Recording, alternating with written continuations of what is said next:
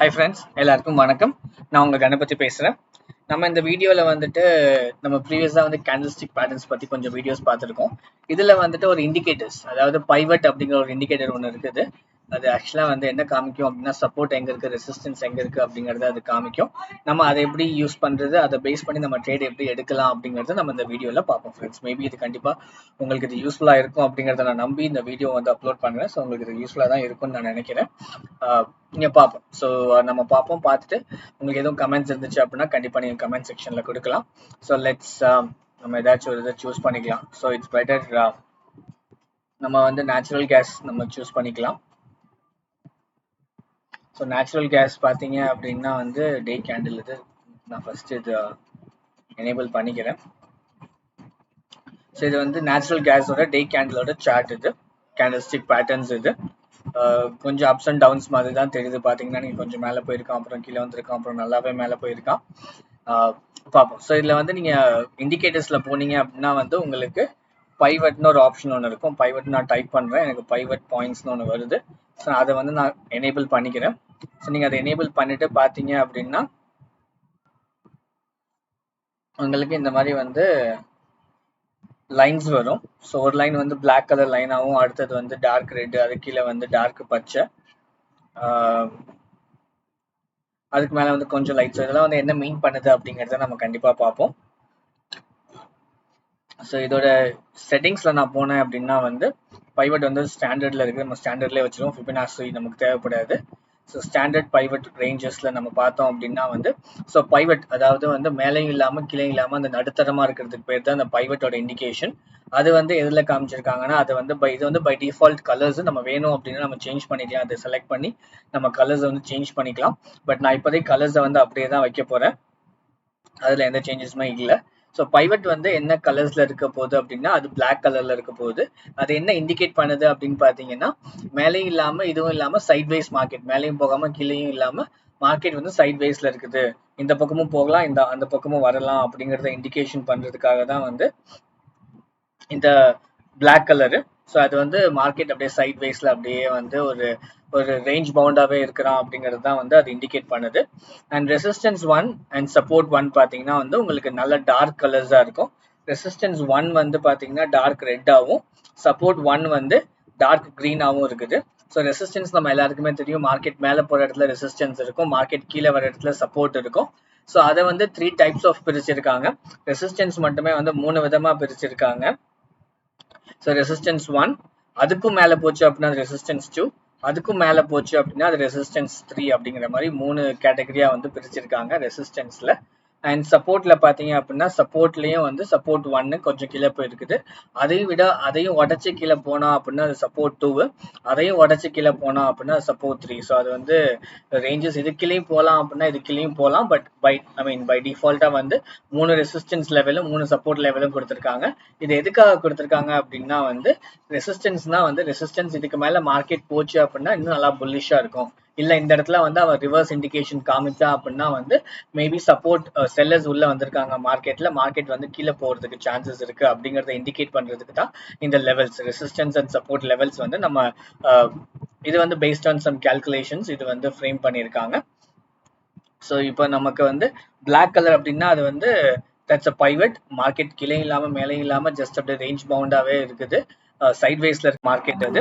And நமக்கு இப்போ வந்து ரெட் கலர்ல நம்ம லைன் பார்த்தோம் அப்படின்னா இப்போ நம்ம பின்னாடி பார்க்குற இந்த ரெட் கலர் லைன் வந்து என்னன்னு கேட்டிங்கன்னா அது வந்து ரெசிஸ்டன்ஸோட லைனு. கீழே பார்க்குற இந்த கிரீன் கலர் லைன் வந்து சப்போர்ட்டோட லைன். இதை எப்படி நம்ம வந்து கன்சிடரேஷன்ல எடுத்து நம்ம எப்படி ட்ரேட் பண்றது அப்படிங்கறத நம்ம பார்ப்போம். ஸோ இப்போ கலர்ஸ் உங்களுக்கு இது ஒரு அண்டர்ஸ்டாண்டிங் இருக்கும் அப்படின்னு நான் நினைக்கிறேன். இதை கொஞ்சம் நான் பெருசு பண்ணிக்கிறேன், இதை கொஞ்சம் பெருசு பண்ணி நான் இதை வந்து என்லார்ஜ் பண்ணிக்கிறேன். ஸோ இந்த இடத்துல பிளாக் கலர் லைன் பார்த்தீங்கன்னா மார்க்கெட் மேலேயும் இல்லாமல் கீழேயும் இல்லாமல் அப்படியே அதே ரேஞ்ச் பவுண்ட்லேயே சுற்றிக்கிட்டு இருக்கிறது தான் வந்து அதுதான் வந்து இந்த பிளாக்கோட இண்டிகேஷன். இந்த ரெட் லைன் பார்த்தீங்க அப்படின்னா நம்ம பார்த்தோம் அது ரெசிஸ்டன்ஸோட லைனு, இந்த கிரீன் லைன் வந்து சப்போர்ட்டோட லைன். ஸோ மார்க்கெட் வந்து எப்பெல்லாம் வந்து இதுக்கு மேலே போகுதோ வந்து மார்க்கெட் இன்னும் புல்லிஷாக இருக்க போகுது அப்படிங்கிறது அர்த்தம். மார்க்கெட் எப்போ இது கீழே வருதோ மார்க்கெட் அப்போ இன்னும் கொஞ்சம் வந்து கீழே போகிறான் அப்படிங்கிறது அர்த்தம். நம்ம இது ஒன் டே மார்க்கெட்ல பார்க்காம மேபி நம்ம 15 மினிட்ஸ் மார்க்கெட்ல 30 மினிட்ஸ் மார்க்கெட்ல பார்த்தோம் அப்படின்னா நமக்கு நல்லாவே இண்டிகேஷன் இருக்கும் அப்படின்னு நான் நினைக்கிறேன். ஸோ நம்ம அதுக்குள்ள போவோம். ஸோ இப்போ லைன் பார்த்தீங்க அப்படின்னா லைன் இந்த இடத்துல இருக்குது. இது வந்து டே கேண்டிலுக்கான பைவட் பாயிண்ட்ஸ் இது. இதே நீங்க 15 மினிட்ஸ்க்கு போனீங்க அப்படின்னா இதே லைன் இதே ப்ரைஸ்ல தான் வந்து பைவட் லைன்ஸ் இருக்குமா அப்படின்னு கேட்டிங்கன்னா அது கிடையாது. 15 மினிட்ஸ்க்கு அந்த 15 மினிட்ஸ் ரேஞ்சுக்கு தகுந்த மாதிரி வந்து தனியா சப்போர்ட் அண்ட் ரெசிஸ்டன்ஸ் லெவல்ஸ் இருக்கும். ஒன் டே கேண்டில் போகும்போது வந்து அதுக்கு தனியா வந்து சப்போர்ட் அண்ட் ரெசிஸ்டன்ஸ் லெவல்ஸ் தனித்தனியா இருக்கும். So based on your candle stick pattern நீங்க என்ன டைம் ஃப்ரேம் சூஸ் பண்றீங்களோ அதுக்கு தகுந்த மாதிரி வந்து பைவட் பாயிண்ட்ஸ் வந்து டிஃபர் ஆகும். இப்போ நம்ம வந்து 15 மினிட்ஸ் கேண்டிலுக்கு போயிடலாம் நம்ம. ஸோ 15 மினிட்ஸ் கேண்டில் நான் கொஞ்சம் குட்டியாக்கிக்கிறேன், ஏன்னா மார்க்கெட் கொஞ்சம் பெருசா இருக்கிறதுனால. ஸோ 15 மினிட்ஸ் கேண்டில் நம்ம இங்க பார்த்தோம் அப்படின்னா எஸ் கொஞ்சம் குட்டியாக்கிக்கிறேன்.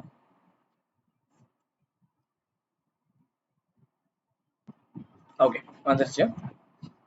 ஸோ இப்போ உங்களுக்கு தெரியும் இந்த பிளாக் கலர் லைன் வந்து பைவட் லைன் இண்டிகேட் பண்ணுது. இந்த ரெட் கலர் லைன் பார்த்தீங்க அப்படின்னா நம்ம 30 மினிட்ஸ்ல இருக்குமோ, 15 மினிட்ஸ் போய்க்கலாம். இன்னும் கொஞ்சம் நிறைய உங்களுக்கு பைவட் பாயிண்ட்ஸ் இருக்கும் அப்படிங்கிறதுக்காக நான் அதாங்க போறேன்.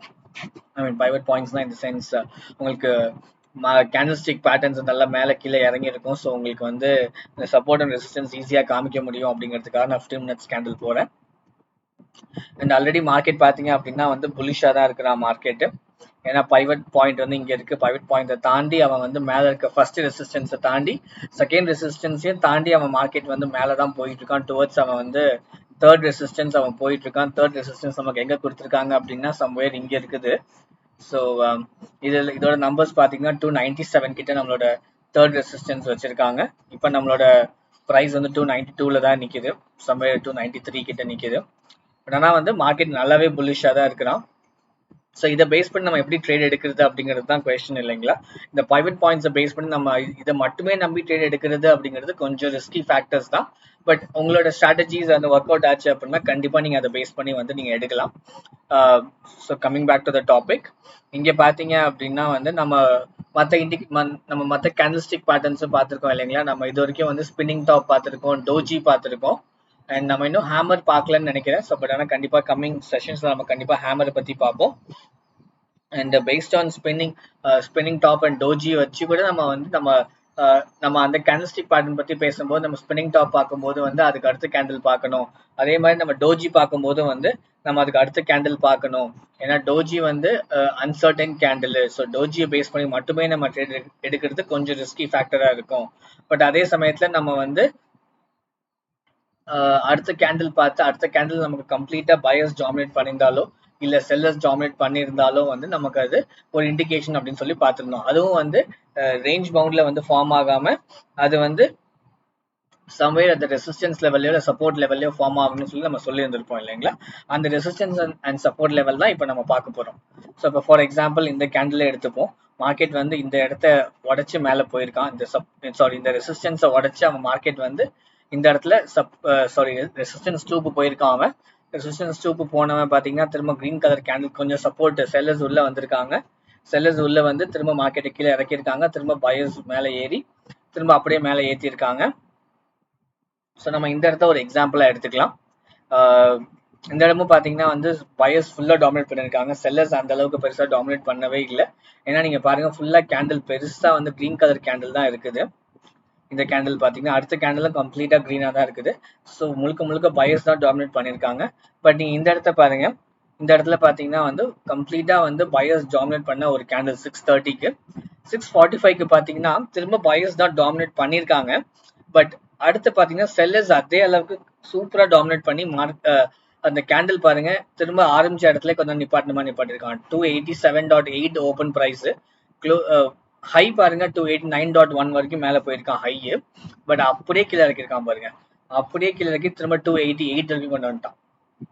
ஸோ செல்லர்ஸ் எந்த அளவுக்கு பையர்ஸ் மேலே போக ட்ரை பண்ணியிருக்காங்களோ அதே அளவுக்கு செல்லர்ஸும் வந்து அந்த மார்க்கெட்டை உடச்சி கீழே இறக்கியிருக்காங்க அதை. ஸோ திரும்ப மார்க்கெட் வந்து ஸ்டார்ட் ஆன ப்ரைஸ்க்கே வந்து நின்று இருக்கான் 645க்கு. அண்ட் 7 o'clock கேண்டில் நீங்கள் பாருங்க கம்ப்ளீட்டாக செல்லர்ஸ் மட்டும்தான் இருக்காங்க. இந்த இடத்துல வந்து நமக்கு பையர்ஸே இல்லை பாருங்க. சும்மா கொஞ்சோண்டு விக்கு தான் மேலேயும் கீழே கொஞ்சோண்டு விக்கு தான் இருக்கே தவிர நீங்க பாருங்க இந்த கேண்டில் பாருங்க 7 o'clock கேண்டில் பாருங்க கம்ப்ளீட்டா செல்லர்ஸ் மட்டுமே டவுன்லோட் பண்ண ஒரு கேண்டில் இது. ஸோ இது வந்து நமக்கு ஸ்பின்னிங் டாப் பத்தி. இது வந்து நீங்க ஆக்சுவலா இந்த கேண்டில் நீங்க ஸ்பின்னிங் டாப்பா எடுக்கலாம், இல்ல டோஜியாவும் எடுக்கலாம். ஏன்னா நமக்கு ஒன்றும் பெருசா அந்த அளவுக்கு பாடி கிடையாது.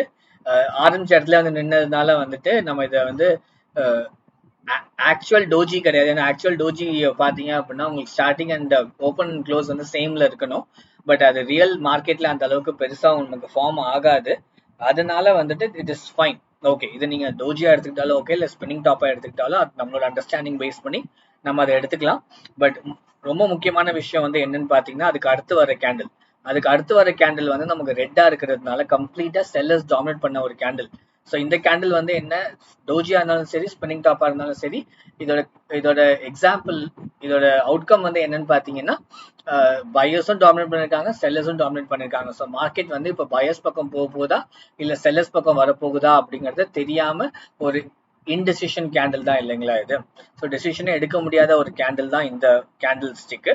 அதனால அடுத்த கேண்டில் ஸ்டிக் பாத்தீங்கன்னா ஒரு டெசிஷன் எடுத்திருக்காங்க, கம்ப்ளீட்டா செல்லர்ஸ் தான் டாமினேட் பண்றதா சொல்லி ஒரு டெசிஷன் எடுத்த மாதிரி நமக்கு வந்திருக்கு. ஸோ ஃபர்ஸ்ட் கேண்டில் வந்து டெசிஷன் எடுக்க முடியாத ஒரு கேண்டில், அடுத்த கேண்டில் டெசிஷன் எடுக்கக்கூடிய ஒரு கேண்டில். ஸோ அதை பேஸ் பண்ணி நம்ம 715க்கு ஒரு என்ட்ரி எடுத்தோம் அப்படின்னா ஒரு சின்ன ப்ராஃபிட் பார்த்துட்டு, ரொம்ப பெரிய ப்ராஃபிட் இதை மட்டுமே வச்சு பார்க்கணும்னு நினைச்சீங்கன்னா அது கொஞ்சம் ரிஸ்கி ஃபேக்டர் தான் என்னை பொறுத்த வரைக்கும். பட் ஒரு மினிமம் ஒரு டக்குன்னு உள்ள மார்க்கெட் என்ட்ரி ஆகிட்டு ஒரு மினிமம் ப்ராஃபிட் ஒரு 1000 ரூபாய் இல்ல ஒரு 1500 ரூபாய் பார்த்துட்டு வெளில வந்துடலாம்னு நினைச்சீங்க அப்படின்னா இது கண்டிப்பா வந்து ஒரு நல்ல ஒரு என்ட்ரியா இருக்கும். அது அகைன் உங்களோட கண்டிப்பா உங்களோட மற்ற ஃபேக்டர்ஸை பேஸ் பண்ணி, மற்ற இண்டிகேஷன்ஸ் அனாலிசிஸ் பேஸ் பண்ணி கண்டிப்பா நீங்க எடுக்கலாம் இதை. பட் இது ஜஸ்ட் ஒரு சின்ன எக்ஸாம்பிள் தான் நம்ம கொடுக்குறோம் இல்லைங்களா.